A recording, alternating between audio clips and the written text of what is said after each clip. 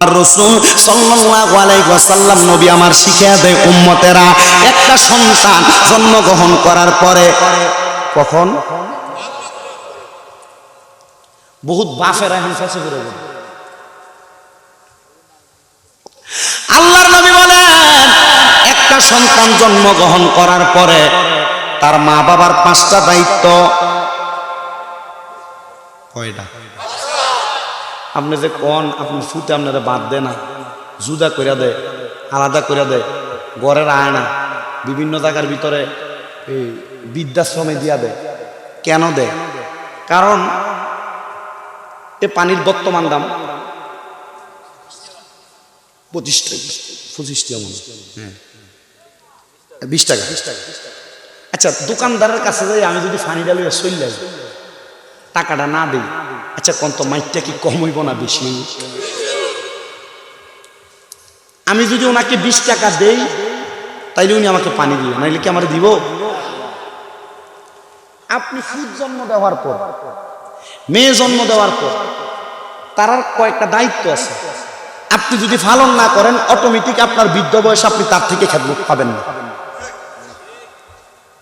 এখন আপনারা অনেকে আছেন বলে আমার মা আমারে, আমার বাবা আমারে এই 5টা নিয়ামত দেয় নাই, দায়িত্ব পালন করে নাই, এর লাগে আমি আমার মা বাপরে ভাত খাওয়াইতাম না। আল্লাহ রাসূল আবার এটাও নিষেধ করছে। মা বাপ দায়িত্ব পালন করছে কি করছে না এটা ওনারা আল্লাহর কাছে জবাব দিবে। তোমার পিতা মাতা হিসেবে তোমরা তার দায়িত্ব পালন করো। জি, তাহলে আল্লাহর নবী কয় একটা সন্তান জন্মগ্রহণ করার পরে সন্তানের মা বাবার উপর দায়িত্ব। জোরে কন, জোরে কন। 1 নাম্বার দায়িত্ব, ওই সন্তান জন্মগ্রহণ করার পরে তার কর্ণের মধ্যে আযান দেওয়া। কি দেওয়া? 2 নাম্বার দায়িত্ব, সন্তান জন্মগ্রহণ করার পরে ওই সন্তান এর একটা সুন্দর ইসলামিক নাম নির্ধারণ করা। আপনার ফুতের নাম নইন্যা, সাগুইরা আসেনি? যদি আব্দুল করিম রাখেন, আব্দুর রহমান রাখেন, আব্দুল্লাহ রাখেন, নবীজির 2টা পছন্দের নাম, আব্দুল্লাহ, আব্দুর রহমান, এটি রাখেন। এটি খেত খেত নে তোরা আমি ফার্স্ট ইয়ার জায়গা 500 টাকা দিলাম। আল্লাহ যে আমার এই 500 টাকা দিছে তার সম্পদে বরকত দেয়, দোয়াটা জায়গা মতো হয়েছে। আপনার এখানে এতগুলা ফ্যামিলি পুরা মানুষ, এ মানুষ অনুযায়ী আমার আওয়াজ দিবেন না আওয়াজ অনুযায়ী ওয়াজ দিতাম? দায়িত্ব আমি মানুষ অনুযায়ী আওয়াজ দিব, আমি সালাম দিব, মুহাব্বতের আওয়াজে সালামের জবাব দিব। রাসূল সাল্লাল্লাহু আলাইহি ওয়াসাল্লাম বলেন মান তামাসসাকা বিসুন্নতি ইনদা ফাসাদি উম্মতি ফালাহু আজরুম মিয়াতা শাহীদ, আও কামা ক্বালা আলাইহি সাল্লাতু ওয়াসাল্লাম। নবীজি বলেছেন উম্মত ফিতনা ফাসাদের জামানায় নবীজির একটা সুন্নতকে যারা জিন্দা করে তাদেরকে 100 শহীদের সওয়াব দেওয়া। সালাম দেওয়া আমার নবীর সুন্নত, জবাব দেওয়া এটা আমরা সবাই জানি। কিন্তু বর্তমান সমাজে একজন আরেকজনের সালাম দিতে চায় না। কয়েকটা কারণ, আপনারা যদি একটু ধৈর্যের সাথে বসেন আমি বলতে পারবো। এই ভরা মজলিসের ভিতরে সবচাইতে মূর্খ, নাচিজ, নগণ্য আমি। আমার আলোচনা থেকে যে কথাটা ভালো লাগবে এটার আমল করবেন, যেটা ভালো লাগতো না কোনো আমল করার দরকার নেই, বাদ। ঠিক আছে না?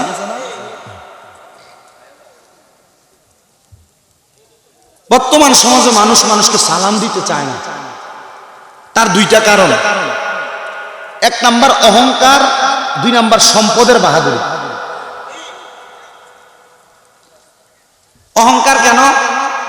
অহংকারটাও কিন্তু সম্পদের কারণেই। যে সে রাস্তা দিয়ে হাঁটার সময় চিন্তা করে আমি কি লেগে সালাম দিতাম, এই এলাকার কৃষক, রিক্সার ড্রাইভার না আমার সালাম দিব, আছে না এমন? আর অনেক আছে ফট করে টাকার মালিক হওয়ার পরে এ আর মানুষকে আর গায়ে লাগে না, রাস্তা দিয়ে হাঁটলে নিজের 3.5 হাত না 6 হাত মনে যায়। আছে কি না?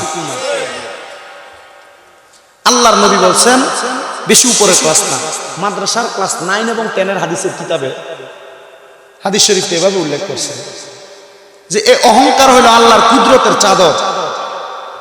এই চাদর জোরে যারা টান দিবে, রসুল বলেছেন আমি নিজে ওই ব্যক্তির দিকে ফিরেও তাকাবো না।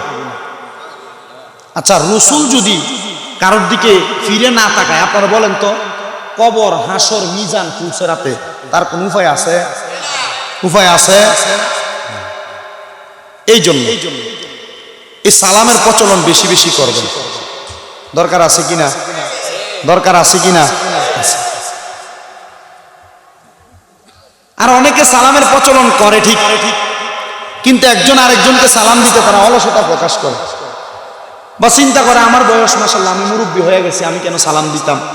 বা যদি মনে করেন এলাকার মসজিদ কমিটি হয় বা সর্দার মাতাব্বর হয়, ইমাম সাহেব যাইতে লাগলে আর সালাম দেয় না, মুয়াজ্জিন সাহেবরা সালাম দেয় না।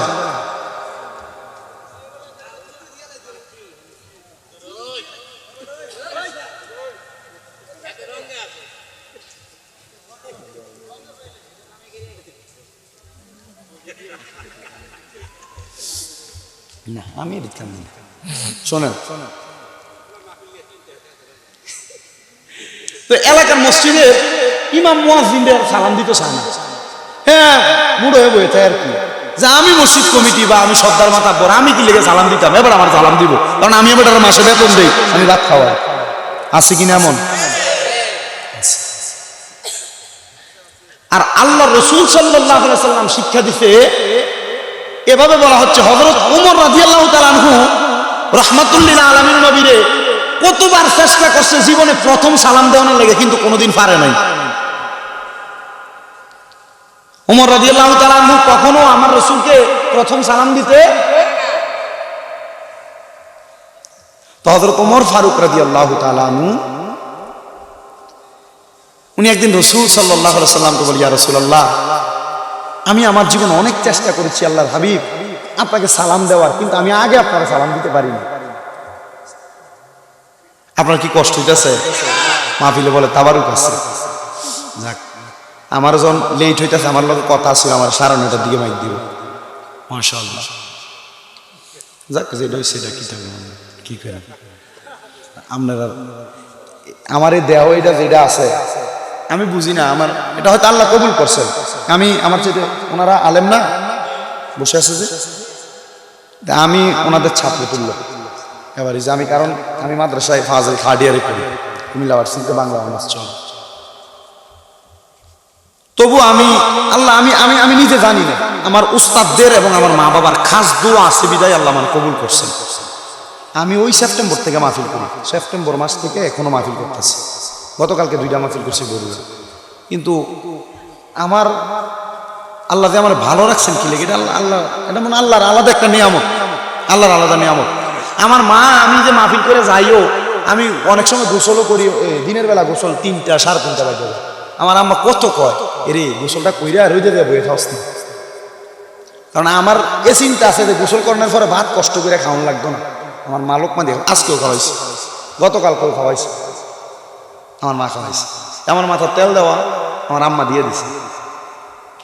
আমার জীবন একটা বেশি আরাম আছে, বুঝছেন নি আব্বা, বেশি আরাম। তা আমার যোগ্যতা কম, আমি এই জন্য বলছি আগে আমার মুখ থেকে যতগুলা কথা আসবে, এই কথা থেকে যেটা আপনার কাছে গ্রহণযোগ্য মনে হবে এটার উপরে আমল করবেন, যেটা ভাল লাগতো না এটা আমল করার। আচ্ছা, হযরত ওমর রাদিয়াল্লাহু তাআলা আনহু রাসূল সাল্লাল্লাহু আলাইহি ওয়াসাল্লামকে বলছেন, ইয়া রাসূলুল্লাহ, কত চেষ্টা করলাম আপনারা আমি আগে সালাম দিতে পারলাম না। রাসূল সাল্লাল্লাহু আলাইহি ওয়াসাল্লাম ওনার দিকে তাকিয়ে তাবাসসুম মুস্কি হাসি দিচ্ছেন। তখন ওমর ফারুক রাদিয়াল্লাহু তাআলা আনহু বলছি, ইয়া রাসূলুল্লাহ, আগামী কালকে আমি আপনাকে আগে সালাম দিব। রাসূল সাল্লাল্লাহু আলাইহি ওয়াসাল্লাম ওনার দিকে তাকিয়ে রাসূল সাল্লাল্লাহু আলাইহি ওয়াসাল্লামের থুতনি এবং চুল বরাবর থেকে উনি এভাবে নেড়েছেন। আমাদের কুমিল্লা আলিয়া মাদ্রাসার মুহাদ্দিস আব্দুর রাজ্জাক হুজুর এই হাদিস জন পড়াইতে হুজুর এভাবে বলছেন, রাসূল সাল্লাল্লাহু আলাইহি ওয়াসাল্লাম ওনার থুতনি মুবারকটাকে এভাবে নাড়া দিয়েছেন। জি হ্যাঁ, রাসূল সমর্থন করছেন ওনার কথা।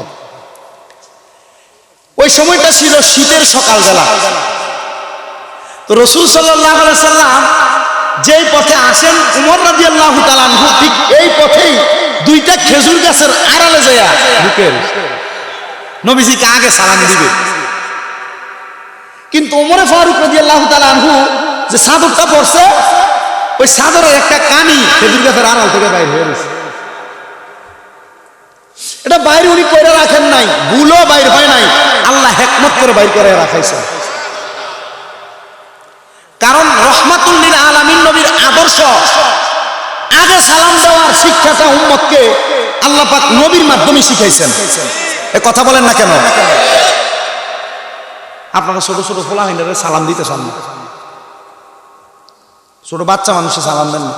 মাদ্রাসা পড়েন, রাস্তার সামনে দিয়ে যাইতে লাগলে মাদ্রাসার ভিতরে এরপরে পিছন দিয়ে ঘুরেন দিয়ে বিচার দিয়ে হুজুর আমরা পোলাহাইন দিতে সালাম দেয় না, বেদ্যপ।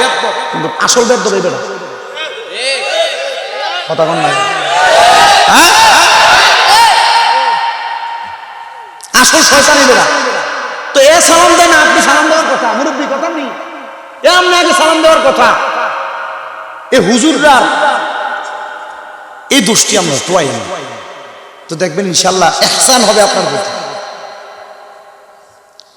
তো রাসূল সাল্লাল্লাহু আলাইহি ওয়াসাল্লাম সামনের দিকে যাইয়া যখন দেখছেন ওনার চাদর একটা কন্যার দেখা যাচ্ছে, রাসূল সাল্লাল্লাহু আলাইহি ওয়াসাল্লাম ওই পথ পরিবর্তন করে অন্য পথে আইসা, মনে করেন আমি মাহফিল থেকে আসছি, এখানে মাহফিল এখান দিয়ে আসা যায়, রাসূল ওমর ফারুক রাদিয়াল্লাহু আনহু এখানে দাঁড়ানো, রাসূল এই পথে আসতে লেগে যখন দেখছেন উনি লুকানো, পেছন দিয়ে এসে হযরত ওমর রাদিয়াল্লাহু তাআলা আনহুকে সালাম দেয়, আসসালামু আলাইকুম ওয়া রাহমাতুল্লাহ। তাহলে আপনারা বলেন রাসূল সাল্লাল্লাহু আলাইহি ওয়াসাল্লামের আদর্শ আমাদের জীবনে বাস্তবায়ন করার দরকার আছে না নাই? জোরে বলেন দরকার আছে না নাই? সালামের জবাবে তার প্রমাণ হবে। আসসালামু আলাইকুম ওয়া রাহমাতুল্লাহি ওয়া বারাকাতুহু। আসসালাতু ওয়াসসালামু আলাইকা ইয়া রাসূলুল্লাহ, আসসালাতু ওয়াসসালামু আলাইকা ইয়া হাবিবাল্লাহ, الصلاة والسلام عليك يا شفيع المذنبين، الصلاة والسلام عليك يا رحمة العالمين، الحمد لوليه والصلاة على نبيه، والوزن والعدل والفضل والنجم بالجزام، بوحدته بكبريائه، بسلطان وبإتقان وبإيمان وبيان في فرقان،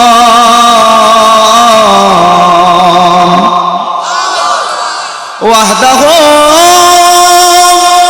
لا شريك له ولا نظير له ولا مثل له ولا مثال له، أجمل أنوال له، ونشهد أن سيدنا إيماننا وخطوتنا وسنادنا محمد رسول الله صلى الله عليه وسلم، الذي أرسله بالحق بشيرا ونذيرا وداعيا إلى الله بإذنه وسراجا وقمرا منيرا। একটা জবান বন্ধ রাখবেন না, সবাই জবান খুলে মায়ার শুনে জুড়ে করেন আল্লাহু আকবার। হে আমার এই বরুচর পশ্চিম পাড়া সুন্নিয়া হাফিজিয়া নুরানি মাদ্রাসায় তিনখানার উদ্যোগে 8তম সুন্নি মহা সম্মেলনে আগন্তুক আমার বাবাজিরা বন্ধুরা, পর্দার অন্তরালের আমার মা বোনেরা, আপনারা জবান খুলে আল্লাহু আকবার সুবহানাল্লাহ আলহামদুলিল্লাহর ধ্বনি দিতেছেন বাবারা। আমরা সবাই জানি গো এই জবানের মালিক আমার আল্লাহ, কথাটা যেমন সত্য, এই জবান দ্বারা আল্লাহ পাক রব্বুল আলামিনের ডাকটা আমরা দিতে পারি, এই কথাটা তেমন সত্য। কিন্তু বাবাজিরা বন্ধুরা, এই জবানটাকে আমরা আমরা কেউ ভালো কাজে লাগাই, আবার কেউ খারাপ কাজের মধ্যে লাগাই। এই জবান দ্বারা কেউ আল্লাহর জিকির করে, এই জবান দ্বারা কেউ আল্লাহর কোরআন তেলাওয়াত করে, আবার কেউ এই জবান দ্বারা বিপরীতভাবে খারাপ কথা বলে, এই জবান দ্বারা মিথ্যা কথা বলে, এই জবান দ্বারা ফায়সা কথা বলে, এই জবান দ্বারা গালিগালাজ করে। কিন্তু না রে না, ও মুসলমানের দলেরা, আমরা সবাই আল্লাহর বান্দা। আমার আল্লাহ পাক রব্বুল আলামিন আমার নবীর মাধ্যমে জানায়া দেয়, ওয়াশকুরু নি'মাতাল্লাহি ইন কুনতুম ইয়াহু তা'বুদুন। ও জগতের বান্দার দলেরা, তোমরা আল্লাহ পাক রব্বুল আলামিনের নিয়ামতের শুকরিয়া আদায় করো যদি তোমরা আমার আল্লাহ পাকের ইবাদত করো। আপনারা কেউ জবানটা বন্ধ রাখবেন না, আপনারা জবান খুলে বলেন আমরা ইবাদত করি কার? ডান হাত তুলে একবার ডাক দিয়া কোন আল্লাহ, মুহাব্বতের আওয়াজে দুই হাত তুলে পড়েন ইয়া রাসূলুল্লাহ, আর মায়ার শুনে পড়েন ইয়া ওলি আল্লাহ। বন্ধুরা রে আমার, ও আমার বনুচনার বাবারা, পর্দার অন্তরালের আমার আম্মুজিরা, এই জান্নাতের বাগানে আপনারা যারা যারা বসে গেলেন, আমাদের জবানের মালিক আমার আল্লাহ। আল্লাহ পাক রব্বুল আলামিনের শুকরিয়া আদায় করার কথা আল্লাহই বলেছেন। আল্লাহর নিয়ামত পাওয়ার পর আল্লাহ শুকরিয়া আদায় করার কথা বলেছেন। ও আল্লাহ গো, আল্লাহর নিয়ামত পাওয়ার পর আমরা শুকরিয়া আদায় করব। এই পৃথিবীতে আপনার সবচাইতে বড় নিয়ামত কোনটা? আমার আল্লাহ পাক রব্বুল আলামিন ঘোষণা করে দিতেছেন, ওয়া মা আরসালনাকা ইল্লা রাহমাতাল লিল আলামিন। সবচাইতে নিয়ামত, সবচাইতে বড় রহমত হলো আমাদের রাসূল মুহাম্মদ মুস্তাফা, আহমদ মুস্তাফা সাল্লাল্লাহু আলাইহি ওয়াসাল্লাম, ওই নবীজি। ওই নিয়ামত পাওয়ার পরে আমরা সবাই শুকরিয়া আদায় করব। কিন্তু আমার আল্লাহ পাক রব্বুল আলামিন ওই নবী রহমতের নবীজির উপরে আরো বড় একটা নিয়ামত পাঠাইলেন, যেটার নাম কোরআনুল কারীম। ওই কোরআনুল কারীমটাও কিন্তু একটা নিয়ামত। ওই কোরআনুল কারীমের তেলাওয়াত আপনারা কেউ করেন আর কেউ করেন না। যারা করেন তারা বাঁচবেন, যারা করেন না তারা বাঁচার মতো কোনো উপায় নাই। বলো হুজুর কেন এমন কথা বললেন গো? আল্লাহর হাবিব সাল্লাল্লাহু আলাইহি সাল্লাম নবী বলতেছেন, হে দুনিয়ার উম্মতের দলেরা, তোমরা আল্লাহর কোরআন তেলাওয়াত করো, জান্নাতের পথ অনুসরণ করো। ইয়া রাসূলুল্লাহ, নবী গো,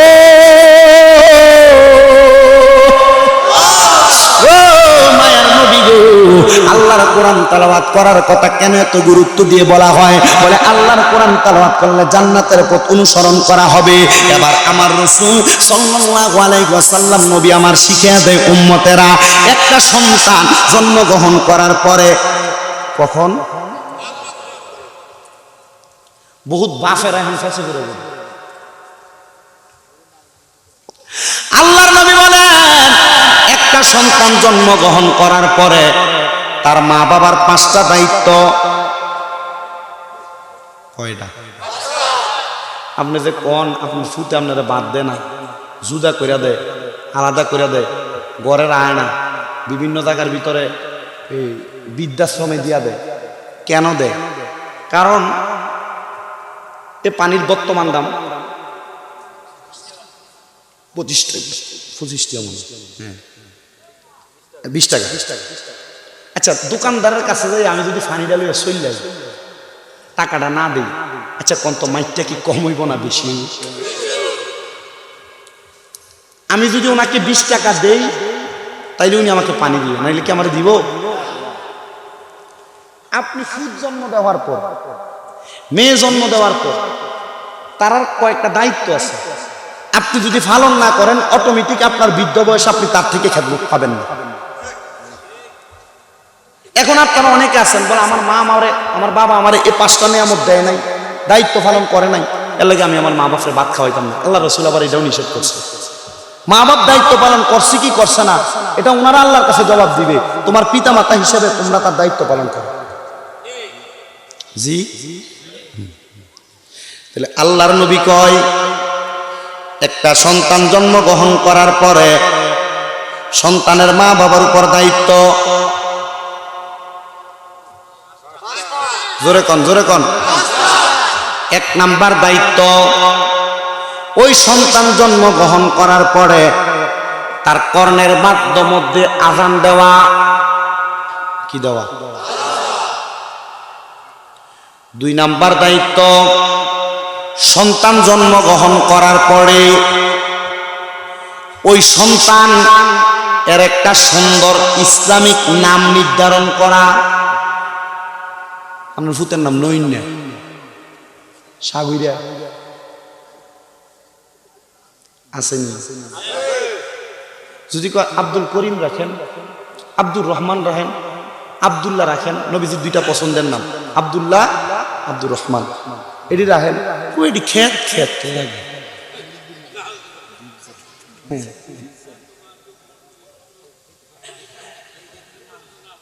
দুই নাম্বার দায়িত্ব সুন্দর নাম রাখা। নবী আমার বলেন তিন নাম্বার দায়িত্ব ওই সন্তানের মা বাবা যদি সম্পদশালী হয়, নির্দিষ্ট পরিমাণ সম্পদওয়ালা হয়, ওই সন্তানের নামে আকিকা প্রদান করা। বেআকিকাতিন, এই সন্তানের নামে যদি এটা ছেলে হয় দুইটা, যদি মেয়ে হয় একটা, বকরি দ্বারা ছাগল দ্বারা আকিকা প্রদান করা। তিন নাম্বার দায়িত্ব। ইয়া রাসূলুল্লাহ, ইয়া হাবিবাল্লাহ নবীজি, এবার আপনি বলেন চার নাম্বার দায়িত্ব কোনটা? নবী আমার বলে উম্মত, ও উম্মতের দল, চার নাম্বার দায়িত্ব ওই সন্তান যখন তোমার নাবালকে রূপান্তরিত হয়, 10 বছর বয়স হয়, ওই সন্তানকে তুমি নামাজের জন্য আকৃষ্ট করা। আর 5 নাম্বার দায়িত্ব ওয়া তিলাওয়াতিল কোরআন ওয়া কিরাআতিল কোরআন, এই সন্তানটাকে কোরআন তেলাওয়াত শিক্ষা গ্রহণ করানো। মা বাবার দায়িত্ব, এই 5টা দায়িত্ব পাইলাম। বলেন কয়টা দায়িত্ব পাইলাম? সন্তান জন্ম নিলে কানের মধ্যে আজান দেওয়া, জন্ম নেওয়ার পর সুন্দর নাম রাখা, জন্ম নেওয়ার পর আকিকা প্রদান করা, জন্ম নেওয়ার পর 10 বছরের মাথায় নামাজের জন্য আহ্বান করা, নামাজ পড়ানো, জন্ম নেওয়ার পর কোরআন তেলাওয়াত শিক্ষা করা। অপর হাদিস, এই হাদিসটার অনুরূপভাবে হযরতে আনাস ইবনে মালিক রাদিয়াল্লাহু তাআলা আনহু অন্যভাবে বর্ণনা করে বলেন, এই সন্তানের 7 দিনের মাথায় মাথার চুলগুলা মুন্ডায়া দেওয়া, এটাও মা বাবার দায়িত্ব। ডাক্তার কইব 40 দিন না খাওয়া পর্যন্ত কাইটেন না। আপনারা বলেন বাবারা, ডাক্তারের কথা মানবেন নাকি নবীর সুন্নতের কথা মানবেন?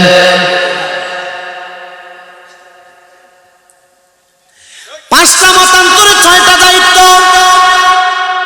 এবার সাহাবায়ে কেরাম বলি, ইয়া রাসূলুল্লাহ, ও মায়ার নবী গো, আজান দিতে পারবে, নাম রাখতে পারবে, সম্পদওয়ালা হইলে আকিকা দিবে, না হইলে সামর্থ্য না থাকলে না দিবে। ইয়া রাসূলুল্লাহ, নামাজের কথা বলতে পারবে, সন্তান না পড়লে নিজের জবাব নিজে দিবে, এটাও কথা সত্য। ওগো মায়ার নবী, আরেকটা কথা তো বললেন কোরআন তেলাওয়াত করা। নবীজি আপনি বলেন না কোরআন তেলাওয়াত যদি সন্তানকে মা বাবা না শিখায়, তাহলে ওই মা বাবার অবস্থাটা কেমন হবে? এবার রাসূল সাল্লাল্লাহু আলাইহি সাল্লাম বলছে, মা বাবা কবরে কোনো ধরা খাবে না, হাসরের ময়দানে কোনো ধরা খাবে না, ফুলসেরাতের পারে যায় ফাড়া বাসার মধ্যে আটকাইব। নবীজি আপনি কইছেন, এটা আমার কথা। ফুলসেরাতের ঘুরায় যায় এমন আটকাইব। ও মায়ার নবী, কেন? বলে সব সন্তানরা ফুলসেরাতের পারে যাওয়ার সাথে সাথে বলা হবে কোরআন তেলাওয়াত করার জন্য। যখন সন্তান কোরআন তেলাওয়াত করতে পারবে না, ওই সময় জিজ্ঞাসা করা হবে, সন্তান তুমি কেন কোরআন তেলাওয়াত করতে পারো না? বলে আমার মা বাবা আমারে কোরআন তেলাওয়াত শিক্ষা দেয় নাই। বলে বুঝতে পারলাম, তোমার মা বাবা তোমারে কোরআন তেলাওয়াত শিক্ষা দেয় নাই। এ রহমতের ফেরেশতারা এই সন্তানের মা বাবা কোথায়, তাদেরকে ডাক দিয়ে নিয়ে আসো। এবার ওই সন্তানের মা বাবা দুইজনকে ডাক দিয়ে আনা হবে। তোমরা তোমাদের সন্তানকে কেন কোরআন তেলাওয়াত শিক্ষা গ্রহণ করাও নাই?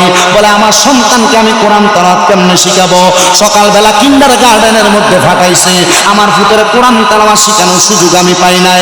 আর মুসলমান জানে না, ইহুদি নাসারারা বিভিন্ন সিস্টেম কইরা কোরআন তেলাওয়াত থেকে আমাদেরকে দূরে নেওয়ার জন্য কিন্ডারগার্টেন পদ্ধতি চালাইয়া আমরা ঈমান পর্যন্ত শেষ করে দিতেছে। আপনি জানেনই না, ইহুদিরা সিস্টেম করে কিন্তু সকাল 7টার দিকে কিন্ডারগার্টেন, নুরানি তো নাই, মুক্তবেও নাই, কোনো কিছু আসেনি এমন অবস্থা। আপনি নিজে চিন্তাও করেন নাই কেমনি ইহুদিরা আমার ভিতরে ট্যাবলেট খাওয়াই দিচ্ছে 13টা। আব্বা দেখছেন, শিক্ষিত কথার নমুনা বলছে স্যার, বুঝছেন না ওনাদের কথা? হ্যাঁ, সরকার ক্লাস 1-2 তো মনে হয় 2টা-3টা বই না, ক্লাস 2 হ্যাঁ 4টা-5টা দিয়ে বড় হবে। আপনার দোয়ায় আমার কুমিল্লা 6টা মাদ্রাসা। কয়টা? আমার দাঁড়িয়ে উঠছে না দেখিয়া ছোট মনে হইতেছে। আমার 6টা মাদ্রাসা। আমি আজকে এখানে আসার সময় আমার কুমিল্লা চকবাজার নূরপুর সময় এখানে আমার তাহফিজুল কোরআন ইন্টারন্যাশনাল হিপস মহিলা পুরুষ মাদ্রাসা, 3 তলায় মহিলা বিভাগ, 2 তলায় পুরুষ বিভাগ, সুন্দর করে লক সিস্টেম, সবকিছু একবার প্রাইভেসি বজায় থাকে এবং সেফটি সবকিছু ঠিক আছে। আমি যাই চাই এলাম, প্রথম আমি পুরুষ বিভাগে ঢুকে দেখছি মাশাআল্লাহ তারা নামাজও পড়ছে। আমার ছোট ছোট বাচ্চারা মাগরিবের পরে আওয়াবিন পড়ে মাশাআল্লাহ কই না। আমার ছোট ছোট বাচ্চারা, আমি অনেক সময় 3:30টার সময় মাহফিল করে যাওয়ার সময় দেই মাদ্রাসাত লাইট জ্বলে। 3 দিন এমন পরীক্ষা করছি, করার পরে জিজ্ঞেছি আবেশ সাহেব কাহিনীটা কিতা, লাইটটা জ্বলে কি লেগে বলেন তো ঘুমটা ঠিক মতো হয় না হুজুর, তাহাজ্জুদের নামাজ পড়ে। আরে এটি ছোট ছোট বলেন কি তাহাজ্জুদের নামাজ পড়ে হুজুর, পরে আর অভ্যাস হয়ে গেছে। হ্যাঁ অনেকে চিন্তা করতে হুজুর আমরা তো 5 ওয়াক্ত নামাজই করি না, তাহাজ্জুদ করতে। আর আল্লাহ কোরআন কেন আমিনাল লাইলি ফাতাহাজ্জাদ বিহি নাফিলাতাল লাকা আসা আইয়াবা আসা রাব্বুকা মাকামান মাহমুদ। আল্লাহ নবী যে বলছেন আপনি রাতের কিছু অংশে তাহাজ্জুদের নামাজ পড়েন, এটা আপনার জন্য খাস করা হয়েছে। তবে আপনি যদি তাহাজ্জুদের নামাজ পড়েন আপনাকে অতি সত্তর মাকামে মাহমুদ দেওয়া হবে, প্রশংসার জায়গা। এই আয়াত নাযিল হওয়ার পর আল্লাহ রাসূল আল্লাহর কাছে কান্না করে দিয়েছেন, কান্না করে বলছে আল্লাহ আমারে না মাকামে মাহমুদ দিবেন, আমি যখন রওজা মুবারকে চলে যাব, দুনিয়া থেকে চলে যাব, আমার উম্মতকে কি দিয়ে গেলেন? আমার উম্মত যদি তাহাজ্জুদের নামাজ পড়ে উম্মতের কি দিবেন? এই যারা মা বোন শুনতেছেন, পেটে গর্ভে সন্তান আসে না, যারা শুনতেছেন বিদেশ যাইতেন পারেন না, ব্যবসা করেন বরকত হয় না, কঠিন বিপদ আপদ আসলে উদ্ধার হইতেন পারেন না, বিপদ আপদ অথবা ব্যবসায় বরকত হয় না, মনে করেন যে কোনো বিপদ থেকে উদ্ধার হন না, সময় দিলাম মাত্র 3 মাস তাহাজ্জুদের নামাজ পড়বেন। এই 3 মাসে কোনো হারাম খাবার খাইয়েন না। বলে হুজুর 3 মাসে খাইতাম না, এরপরে খাইতাম, এরপরেও খাইয়েন না। এই 3 মাসে যদি কোনো হারাম খাবার না খান, একটানা 3 মাস তাহাজ্জুদের নামাজ করেন 5 ওয়াক্ত নামাজের পাশাপাশি, আল্লাহর নবী রাহমাতুল্লিল আলামিন নবীর হাদিসকে ইমাম রাগিব ইসফাহানী রাহমাতুল্লাহ আলাইহি নকল করে বলছেন যে 3 মাসের ভিতর সে আল্লাহর কাছে খাস নিয়তে যা চাইবে তাকে তা দেওয়া হবে। আমার ওয়াজ যদি বুঝেন, বাড়তি আর এক কদম সামনের দরকার নাই। এই একটা ইবাদতের কথা মনে রাখা ইবাদত করলে আপনি আল্লাহর ওলি হয়ে যাবেন। বলে হুজুর কি লেগে কইলেন? কারণ বছরের ভিতরে 54টাই তো জুমা না, 54টা না 52টা, আচ্ছা 54 কোনো সময় 53, কোনো সময় 52 সপ্তাহে, কেমন ধরেন 52 সপ্তাহে মসজিদে 52টা বিষয়ে ওয়াজ হয়নি। মনে করেন আপনার বয়স 20 বছর, 15 বছর থেকে আপনি মসজিদে আসেন, প্রথম 1 বছর থেকে 15 বছর পর্যন্ত আপনি কোনো ইবাদত করেন নাই, কিন্তু 15 বছর পরে আপনি সাবালক হয়ে বুঝতে পারছেন যে আমার ইবাদত করা দরকার। 20 বছর বয়স পর্যন্ত 15 বছর থেকে এই 5 বছর 52 5 দিয়ে গুণ দেন, বাদ দিলাম সব 250 ধরলাম, 250টা বিষয়ে জুমার ভিতরে ওয়াজ হয়েছে। আপনি যদি 250টা বিষয়ে যদি আমল করতেন, আপনি বড় আল্লাহর ওলি হয়ে দিলেন।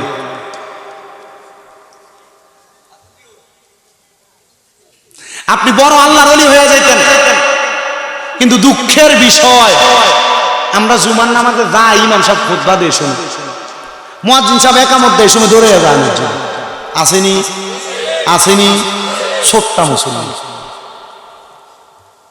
আবার আইয়ে এমনি আইয়ে না, কোন রকম বোঝে উনাহানা করে, বাবুরে বাবু এমনি তো নমাজ নাই, রোজা নাই, হজ নাই, যাকাত নাই, কোনো কিছু নাই, শুক্রবারে দিনটা বুঝি ছোঁয়া যায় না, সেইটু বিড়ালে কোনো রকম দৌড় মানে মসজিদে। কই কাবলাল জুমা, কই বাদাল জুমা, ইমামের পিছনে সালামটা ফিরিয়ে দৌড়ও নাই। ঠিক আছে নি? ঠিক আছে নি? কইলাম আর কি, দুনিয়ার মানুষ কেউ ক্ষেতের থেকে এই আলু পটল এটা তো চুরি করে, আর আল্লাহর ঘরে নামাজ চুরি করে। চুরি করে যদি নিয়ে যাইতো বেশি করে পড়তো, 10 টাকা জায়গায় যদি 20 টাকা পড়তো তোমায় না নিত, তাও তো না, কম পড়ে জায়গা। তো যেই কথাই ছিলাম আমরা, আপনার সন্তানকে ইহুদি নাসারারা বিভিন্ন কীর্তি কালচার, বিভিন্ন তাদের পারিপার্শ্বিক কিছু অনুলিপি চালু করে আপনার সন্তানকে কোরআন তেলাওয়াত থেকে দূরে সরাইয়া দিচ্ছে। এই জন্য আপনি আপনার সন্তানকে আগে কোরআন শিক্ষা গ্রহণ করান। ডাক্তার, ইঞ্জিনিয়ার বাংলাদেশে অনেক দরকার, কিন্তু কোরআন তেলাওয়াতটা আগে দরকার আছে কিনা? কারণ দুনিয়ার চাইতে আমাদেরকে আখিরাতটাকে আগে তৈরি করা প্রয়োজন। আল্লাহ আমাদেরকে আখিরাত তৈরি করার তৌফিক দান করুন।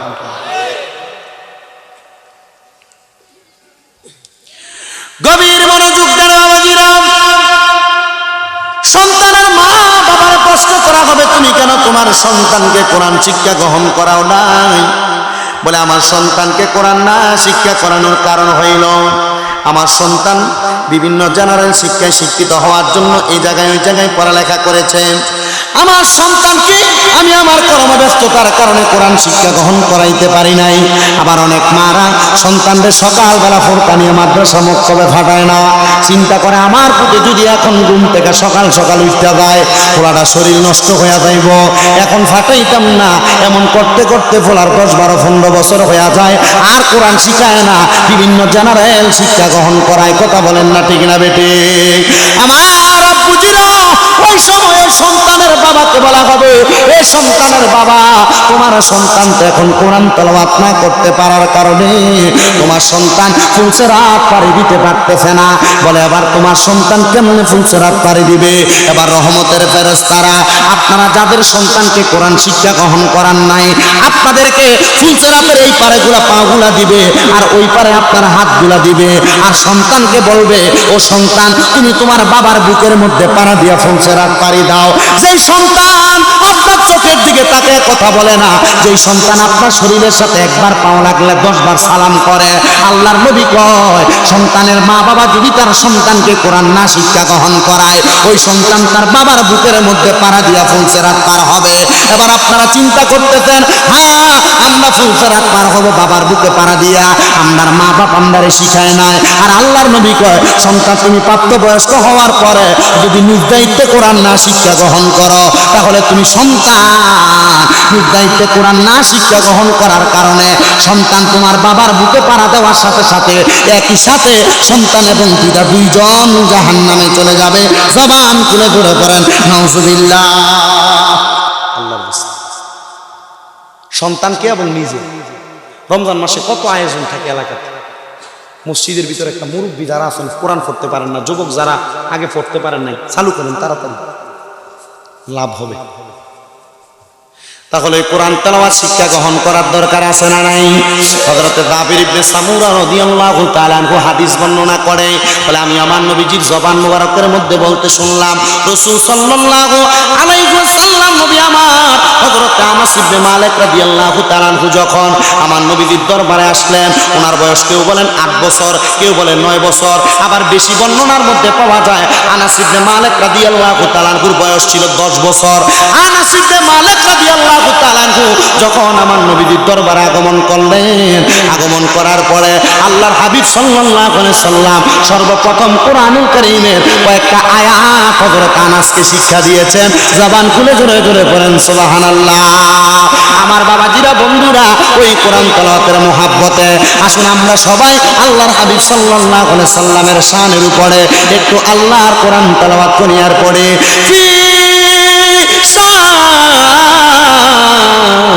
حبيبه ومحبوبه ومعشوقه مخبرا وآمرا إن الله وملائكته يصلون على النبي يا أيها الذين آمنوا صلوا عليه وسلموا تسليما اللهم صل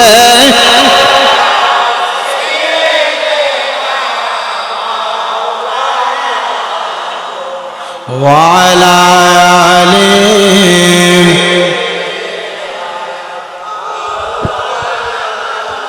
জবান খুলে মুহাব্বতের আওয়াজে পড়েন আল্লাহুম্মা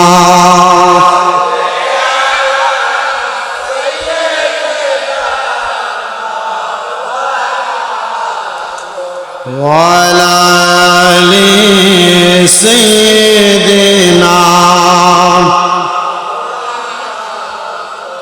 পাথরে কালিমা পড়ে আমার দয়াল নবীর পরশে উস্তুনে হান্নানা কান্দে মোরে নবীজির বিরহে নবীজির আঙ্গুলের ইশারায় চন্দ্র দুই ভাগ হয়ে যায় ওই নবীজি কান্দেন শুয়ে সোনার মদিনায় আল্লাহুম্মা সাল্লি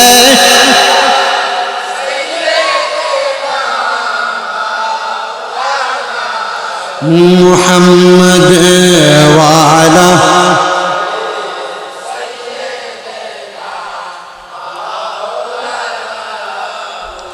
বেলা যখন শেষ হইবে পারের তরি থাকে না সময় থাকতে মুর্শিদ ধরে জীবন কর সাধনায় আল্লাহুম্মা সাল্লি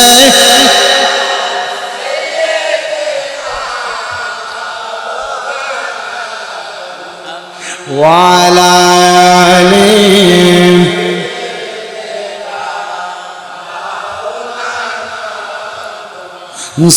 সুবহানাল্লাহ ওয়ালহামদুলিল্লাহ লা ইলাহা ইল্লাল্লাহ লা ইলাহা লা ইলাহা ইল্লাল্লাহ সুবহানাল্লাহ ওয়ালহামদুলিল্লাহ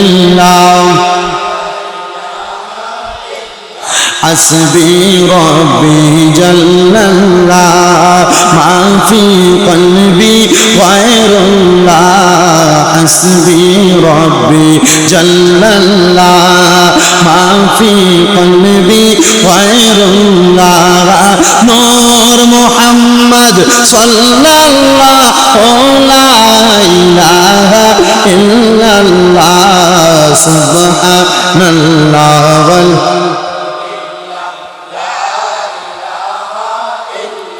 আল্লাহ ছাড়া মাবুদ নাই নবীজি ছাড়া উপায় নাই বলেন আল্লাহ ছাড়া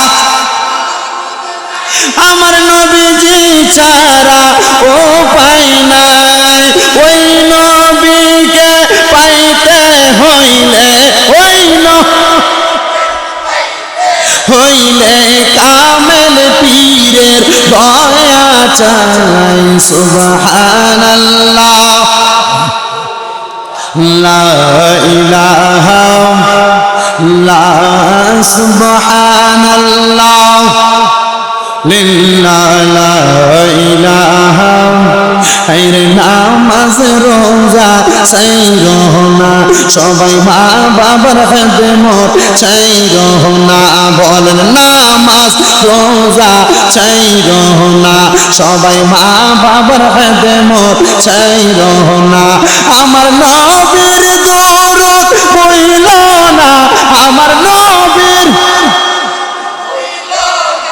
আমার নবীও তোমায় ভুলবে না লা ইলাহা ইল্লাল্লাহ লা ইলাহা হায়রে অনেক দূরে মদিনা আমরা কেমনে যাব জান বড় চরের মানুষ মদিনা যাইতে চাই কি চাই না কারা কারা যাইতে চাই ডান হাত তুলে আমার আল্লাহকে দেখান আর জবান খুলে একটা তাকবীর নারে তাকবীর মুরব্বীরা যদি কষ্ট হয় না তুললে অসুবিধা নাই জোয়ান যারা আছে তারা তুললে অসুবিধা নাই কারণ যারা মুরব্বী তারা যাইতে চায় মন এমন নামাজের ভিতরে মসজিদে আইয়া মাঝে মাঝে মুনাফাত তুলে তুলে নিজে নিজে কান্দে আমি আমার কত মুসল্লির জিজ্ঞেসি কিও আমি যদি কান দেন কিছু যদি কন না ও খান দি আমি হজের কথা কন মক্কা যাওয়ার কথা কন মদিনা যাওয়ার কথা কন আমরা তৌফিক না যাইতে পারি না আমি বলছি আপনি কান্দার মতো কান্দেন রহমাতুল্লিল আলামিনের দিদার আপনার বাঙ্গা ঘরে বইয়া পাইবেন আমরা মদিনা যাইতে চাই কি চাই না যাইতে চাইলে মোহাব্বত একটা জবান খুলে তাকবীর হবে নারে তাকবীর নারে রিসালাত নারে গাউসিয়া নারে পাক পাঞ্জাতন আহলে সুন্নাত ওয়াল জামাত জোরে পড়ি মারহাবা তাহলে মদিনা যাইতে চাইতে ইনশাআল্লাহ জোরে পড়ে অনেকে দূরে মদিনা আমরা কেমনে যাব জানি না দয়াল আল্লাহ দয়া রেন নসিব করেন মদিনা লা ইলাহা ইল্লাল্লাহ লা ইলাহা ইল্লাল্লাহ লা ইলাহা লা ইলাহা ইল্লাল্লাহ মুহাম্মাদুর রাসূলুল্লাহ সাল্লাল্লাহু আলাইহি ওয়াসাল্লাম